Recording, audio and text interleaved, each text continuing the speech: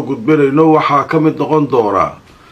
baabuurtii ugu horeysay gargaar ah ayay Israa'iil u fasaxday maanta inay toos u galaan Gaza imise gaari iyo ilaa hadda idila hadlayo loo gudbiyay Gaza faahfaahin baan idinkaga hayaa waxaa sidoo kale aan idin hayaa xafiiska ra'iisul wasaaraha Israa'iil oo soo saaray war ku saabsan xilliga ugu horeeya oo markaa maxaabiistooda ay la wareegi doonaan haddaba ma inta aanu imaan Trump ayuu boobsiinayaa Netanyahu haddaba sida ay wax u jiraan iyo xaalku meesha uu marayo tafaasiisha wararkii ugu dambeeyay arikaana waan idin hayaa waxaa sidoo kale aan idin soo gudbinayaa shaqaalaha caafimaadka ee marinka Gaza oo dalbanaya dad aad u fara badan oo shaqaalahooda isugu jira dhaqaatiir iyo kalkaaliyaal oo Israa'iil ay xirtay in loo soo daayo si baahida halka ka jirta ay markaa uga shaqeeyaan dadka u daweeyaan tafaasiisha wararkii ugu dambeeyay arkaan waan idin hayaa sheekada ugu xiisaha badan waxaan idin hayaa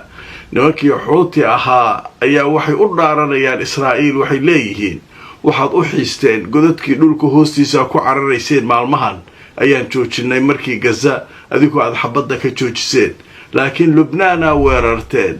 ogaada waan idin imaanaynaa wadan kasta oo Caraba ama Islaam hadaa weerartaan waa idin dul taaganahay leeyihiin warbaahintii Israa'iil oo aad uga hadlaysa arikaas oo dhahaysa alla ilaahay waa jabnay markii jabhad ay nacayrsanayso noo hanjabayso haddaba sheekadaas oo aad u xiiso badan oo warbaahinta haysata saacadii la soo dhaafay ayaynu barnaamijkeena ku faahfaahineynaa Safari Remit waxay ka caawinaysaa inaad reerkaaga iyo saaxiibada ku nool dalal dhowr ah aad gaarsiisid wixii aad ugu tala gashay ilaa iminka wadamada ay xawaalada kugu diri karto waxaa kamid ah Kenya, Soomaaliya, Uganda, Djibouti, Ethiopia, Sudan, South Sudan, Tanzania iyo Turkey. qiimahana aad ayuu u jaban yahay marka loo eego shirkadaha kale ee ka shaqeeya xawaalada. Xawaaladan waa online. Internet Plus waa adeeg ay macaamiishu ka heli karaan internet fiber ah oo xawaarihiisu yahay 20 megabytes per second. ayna la socdaan receiver ay ku jiraan in ka badan 4,000 oo kanaal iyo 100 daqiiqado oo ah ku hadal bilaash ah.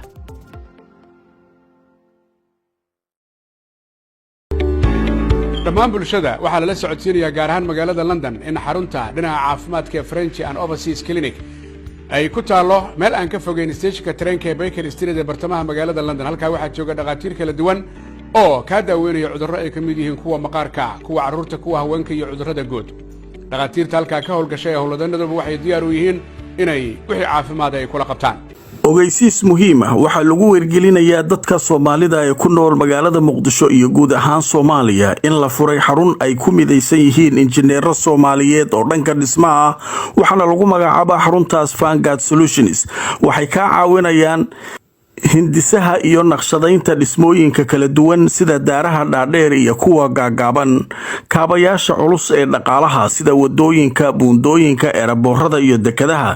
iyadoo ay ku adeegayaan injineero khubaro oo ka soo shaqeeyay dalka dibadiisa sida wadamada Midowga Yurub iyo Ingiriiska iyo qaar ka mid ah dalalka bariga dhexe waana khubaro ka diiwaan gashan macadyada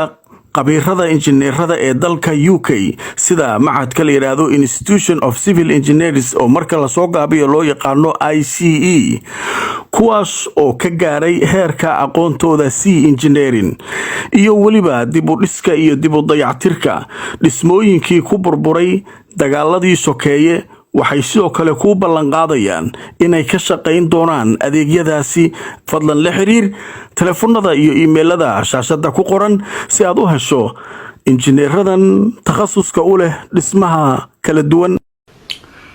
kulanti wanaagsan asxaabay meel kastoo aad naga daawanaysaan ku soo dhawaada barnaamijkeennii labaad maanta oo axada waan hubaa inaad si weyn uga hesheen macluumaadkii iyo wararkii aynu kusoo gudbinay barnaamijkeennii subaxnimo ee saakay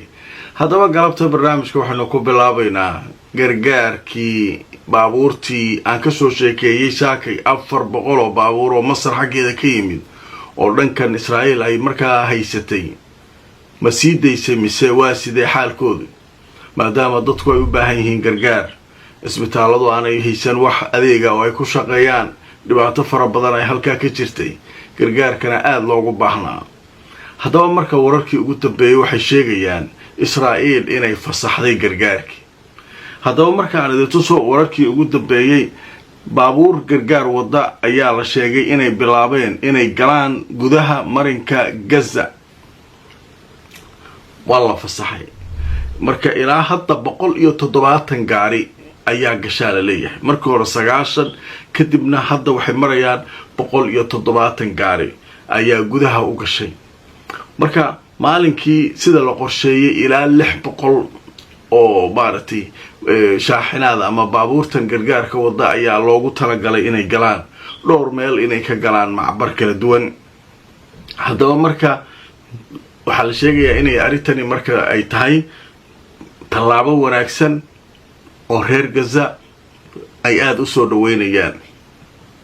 gargaarkii in maartay loo fasaxayo oo la gelinayo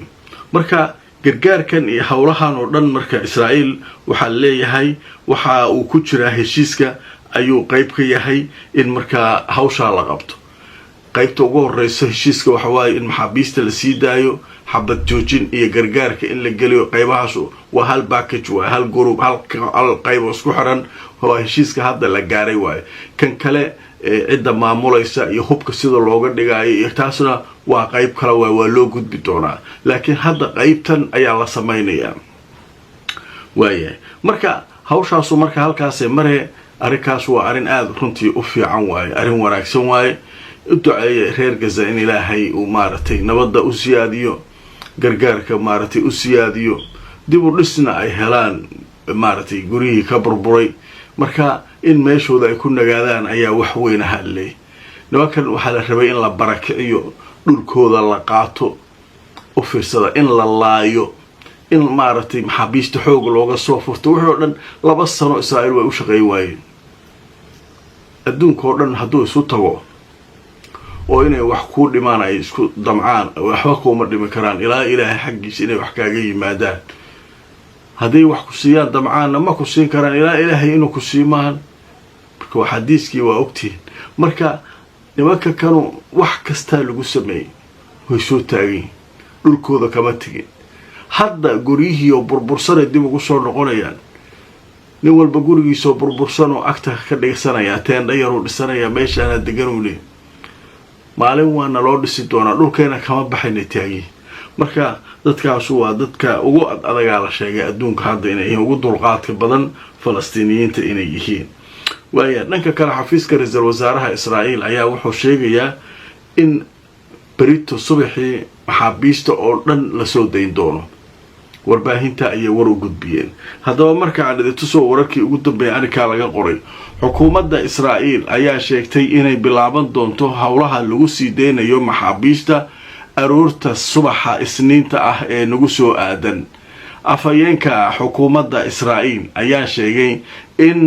hawlgalka lagu sii deynayo maxaabiista laga haysto Israa'iil ee marinka Gaza ku jirta ay bilaaban doonto subaxa hore ee isniinta ah halka oo markaa la sii deyn doono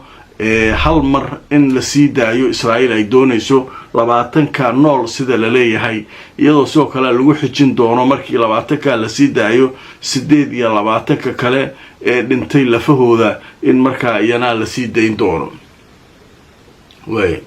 marka waxay leeyihiin barito aroortii fajrka salaada subax isniinta ah ayaa maxaabiisteena nala siinaya maxaabiistooda la siinaya wixii lafaha iyo waxaasna waa loo soo aruurinaya waa loo raacinaya intay qaadataba inkastoo Xamaas ay hore u sheegeen ilaadeen kuwa lafaha waxa laga yaabaa inay waqti qaataan maadaama qaarkood guriga ay ku dumeen loo baahan yahay in shubkii iyo dhagaxaantii dul saaran laga qaado kadib loo soo diyaariyo la keeno marka ayagu marka 20ka nool ayo wixii la heli karaa la siinaya saasa marka hadda hawsha ku socota la leeyahay dhanka kale marka waxa la leeyahay iyaguna waxa war soo saaray hay'adaha caafimaadka ee Gaza waxay leeyihiin dhaqaatiir fara badan iyo kalkaaliyaal caafimaad oo Israa'iil ay naga xirataa jira waana loo baahan yahay maanta dhibaatadii isbitaaladii wixii ka taagnaa way taagan marka la ku soo daro dadkana loo soo deynayo Israa'iil ay ogolaatay inay soo deyso kawaadirtii tibbiga ama shaqaalihii caafimaadka hana loo soo daayay leeyahay hadaba marka aan tusoo wararkii ugu dambeeyay sheekada ayana laga qoray wasaaradda caafimaadka ee Gaza ayaa codsanaysa in la sii daayo sida ugu dhaqsaha badan dadkii ka shaqeynayay howlaha caafimaadka. haddaba mudiirka wasaaradda caafimaadka ninka la yiraahdo Dr. Munir Al-Barash ayaa u sheegay telefishinka Al Jazeera inay waayeen muddadii dagaaladani ay socdeen 1700 oo dhakhtar. sidoo kale waxay waayeen dadkii ka shaqeynayay dhinaca caafimaadka 150 la taliyaal waaweyn ah oo dhinaca caafimaadka ah. waxaana uu sheegay inay hadda doonayaan dhammaan shaqaalahaasi caafimaadka sida ugu dhaqsiga badan in loogu daro safqada oo loo soo daayo. u fiirsada marka dadka waa in la sii daayaa leeyahay. dhanka kale 17,000 oo qof oo 5,000 ay caruur yihiin ayay wasaaradda caafimaadka ee Gaza waxay leedahay waxay u baahan yihiin caafimaad degdeg ah in dibadda loogu qaado. dadkaana waa in hadda la qaadaa. xabad joojintan waxaan laga faa'iideystaa waa dad xanuunsanaya gudaha waxba looga qaban karin ilaa 17,000 oo qof oo 5,000 ay caruur